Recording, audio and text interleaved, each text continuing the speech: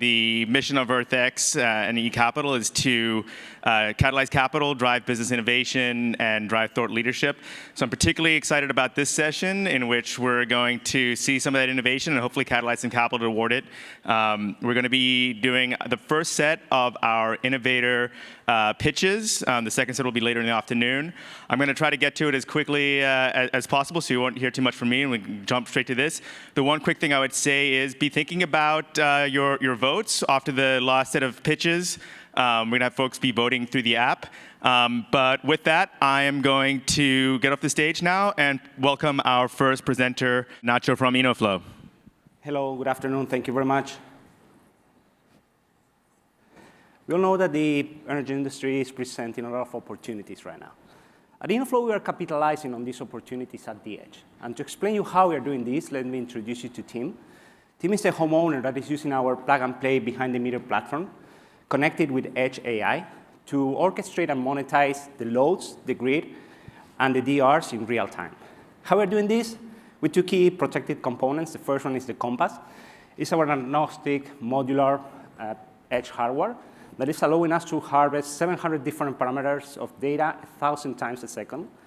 And the second one is our ENA AI model. It's an edge AI model that is running and orchestrating while arbitraging energy and data assets. Together, this technology is developing the future of real-time dispatchable infrastructure. And it's allowing us not only to leverage the value of data, it's also allowing us to, once we share this data with third-party softwares, it's allowing us to retrofit the physical assets in real time. So now Tim is extremely happy. He's saving money on demand flexibility, but at the same time, he's using and monetizing his data. But this is just the beginning, because what we are doing here with this technology is that we are converting constraints into revenue by monetizing idle compute capacity at the edge, allowing us to do this while we are saving and solving critical challenges in the transmission and distribution industry. Doing this, we're allowed to unleash unparalleled value, not only reducing the energy consumption, also doing this at zero water usage. Now imagine that Tim is just a node in a mesh, and his service provider installed this technology at zero upfront cost. So they are using this to be able to reduce their OpEx, increase reliability and resiliency, but at the same time, they're offering low-cost compute capacity for hyperscalers. The great thing is that they are achieving critical mass to be able to create transactive energy environments, basically being able to do P2P energy exchange within the nodes, using Edge AI and smart auctions to do this. Right now, we have a large traction working with utilities, telcos, infrastructure providers, and real estate developers. Our larger partner is Dell Technologies, and right now we are finishing an investment round to formalize the UL certification of this technology to begin with the deployments.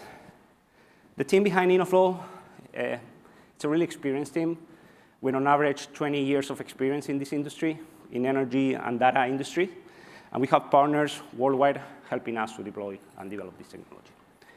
What we are doing here is not only providing another solution, this is a full stack technology that is allowing us to bridge legacy infrastructure and the future of the flexible, resilient, reliable, affordable, AI-driven infrastructure. Thank you very much.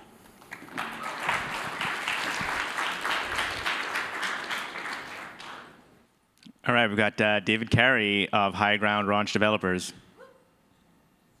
Our land is dying, literally. We are losing topsoil rapidly. Our food is losing nutrients. Our agricultural communities struggle. We believe the way we grow food should heal the land. And sustainability isn't going to cut it. We need to regenerate. Like rebuilding muscle after you work out, the land, when worked properly, can come back stronger. And agriculture, often blamed, can lead the solution.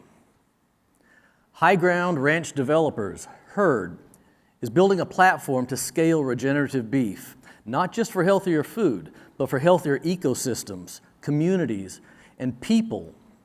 We work with regenerative ranchers, providing capital and operational support alongside partners like TCU and Earth Optics. We are raising $30 million to to launch 4 flagship ranches. 75% of the capital is for acquiring cattle, a physical, liquid asset. So it trades daily. Thus, our risk profile is significantly below typical venture, but our returns are competitive. We lease the land to stay flexible. We own the operations to maintain standards, and every ranch is networked to track the health of soil, plants, and animals. We are not betting on carbon credits, but we will qualify. Consumer values are shifting. People want food that aligns with health and environment, and they're willing to pay for it. Regenerative proteins are one of the fastest growing segments of the food industry. And at its core, regeneration involves practices like rotational grazing, higher herd density, moved more frequently, so the land has more time to rest and rejuvenate. Plants then come back stronger, thus sequestering more carbon, holding more water, and lowering our input costs. This is not a trend, this is a pivot, and HighGround is positioned to lead. Billions of dollars are going into large, ugly carbon sequestration machines that at scale will have little impact. Nature built our machines. They're solar powered. They run on 4 legs and you can eat them. We are growing real food. We're measuring the outcomes. We are regenerating the land profitably. This is not a theory, it's already happening. The food we grow does heal the land. And this is more than just a company. Folks, this is a movement. A growing number of ranchers, researchers, investors, philanthropists, corporates, governments work together to fix what's broken and to grow what is working. We are HighGround ranch developers. Y'all come join the herd.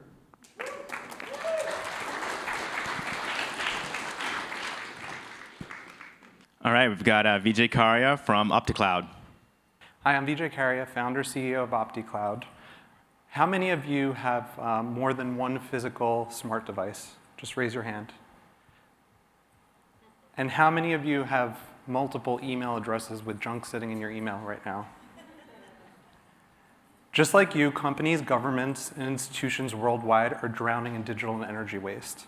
And how can we help them clean and measure this? Let's zoom out on the planet. 8 billion people on the planet, 200 billion connected devices, 600 billion emails sent out per day. Yet we barely measure or manage the energy wasted on all of this activity.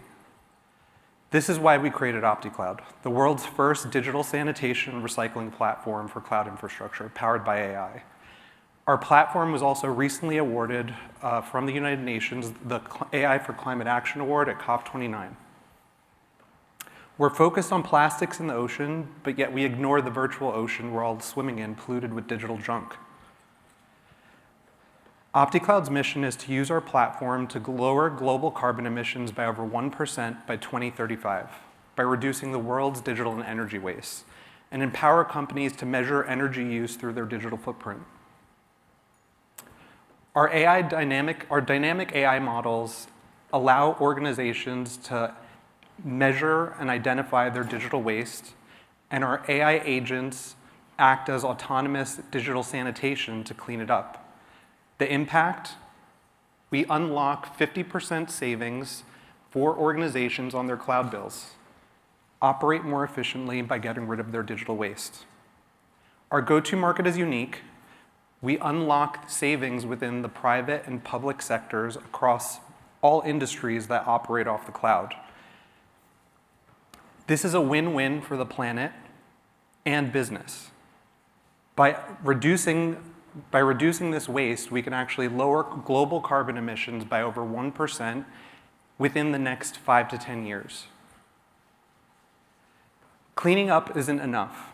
We need to recycle. And this is why we take 2% of savings from digital waste that we clean up from organizations and reinvest it into the populations that matter most for the health of the planet. Indigenous populations make up 5% of the population and protect over 80% of Earth's biodiversity. Our recycling model ensures their future, and it has already brought key leaders to global forums that help protect them by introducing new declarations for protecting these vulnerable populations. Our team is ready for the challenge with over 20 years of experience from leading companies, and winning EarthX would allow us to accelerate this. Thank you for your time.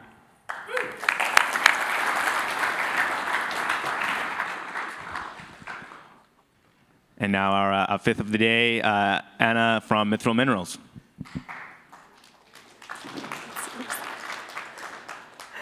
Hi, everyone. So we're hearing a lot about critical minerals, and they're absolutely important. But as an alternative to taking over Greenland or capitulating to Chinese-controlled supply chains, we have a different, better, and we think cheaper option. One resource that folks are turning to is called polymetallic nodules. This is a naturally occurring deposit in the ocean that contains over $170 trillion worth of cobalt, copper, nickel, and manganese. But the methods to collect these today are environmentally destructive. Giant tank-sized vacuum cleaners roll over sensitive ecosystems, hoovering up nodules, flora, and fauna. A slurry of nodules and sediment has to get pumped to the surface where it needs to get sorted out and disposed of. The whole thing is hosted by an oil and gas drill ship, and it is incredibly expensive. But here's the thing, none of this is actually necessary to collect this resource because it's simply sitting on top of the seabed. So we've created a solution. It's a system of distributed robots that are deployed from a small workboat, land on the surface, arms extend out, hovering above, and gently sweep these nodules into the robot. This is what it looks like. Is this working? Awesome. Oh my gosh, the video is working. This is what it looks like today. We use smart mechanical engineering, sensing, and AI to avoid sessile megafauna. We limit our sediment plume generation. And most importantly, we don't take more than we need, leaving ecosystems intact. And you don't just have to take my word for it. We've worked with independent scientists, leading independent scientists to verify and vet our technology. What they've found is an order of magnitude less sediment plume generation at the seabed compared to the existing technology, and near negligible impacts in the water column where sediment could be impacting fisheries and fishery migrations. To date, we've tested and vetted our technology in tanks in the lab, even in lakes, to verify that we can hit our unit economics as the lowest cost provider of metals globally. And you heard that right. This better for the environment technology can compete on cost alone with deep sea mining technology, dredging, and all of the landmines that exist in Congo, Russia, and in Indonesia.